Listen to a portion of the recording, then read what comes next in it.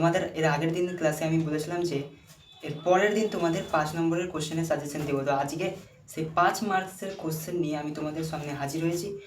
মোট 4টে কোশ্চেন এনেছি, জনন এবং সপুষ্পক উদ্ভিদের যৌন জনন এই দুটি চ্যাপ্টার থেকে। আর যে 3 নম্বর অর্থাৎ বৃদ্ধি ও বিকাশ চ্যাপ্টারটা আছে সেখান থেকে 5 নম্বরের কোশ্চেন আসার চান্স নেই, তাই সেখান থেকে আমি আনিনি। জনন থেকে দুটো এবং সপুষ্পক উদ্ভিদের যৌন জনন এখান থেকে দুটো, মোট 4টে 5 নম্বরের কোশ্চেন এনেছে। তো দেখো কোশ্চেনগুলো কী আছে।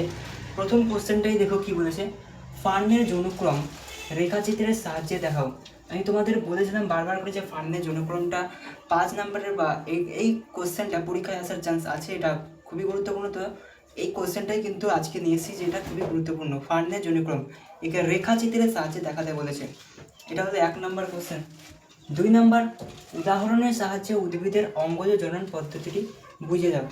উদ্ভিদের যে অঙ্গজ জনন পদ্ধতি, পুরো প্রাকৃতিক পদ্ধতি এবং কৃত্রিম পদ্ধতি দুটোই তোমাকে ব্যাখ্যা করে বোঝাতে হবে।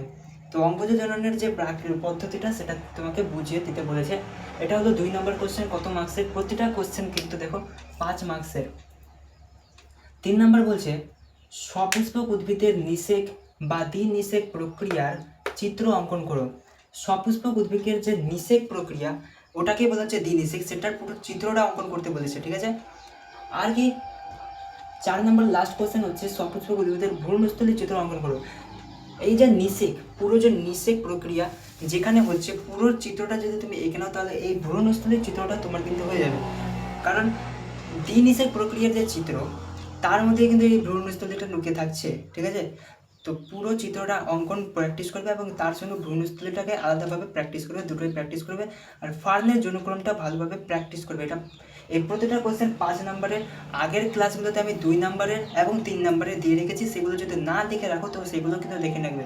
কারণ 2 নম্বর 3 নম্বর এই কোশ্চেনগুলোও কিন্তু পরীক্ষায় আসবে সেকেন্ড সামেটিভে। আর শুধু সেকেন্ড সামেটিভে না, মাধ্যমিকেও এগুলো গুরুত্বপূর্ণ। তো এই কোশ্চেনগুলো অবশ্যই রেডি করবে।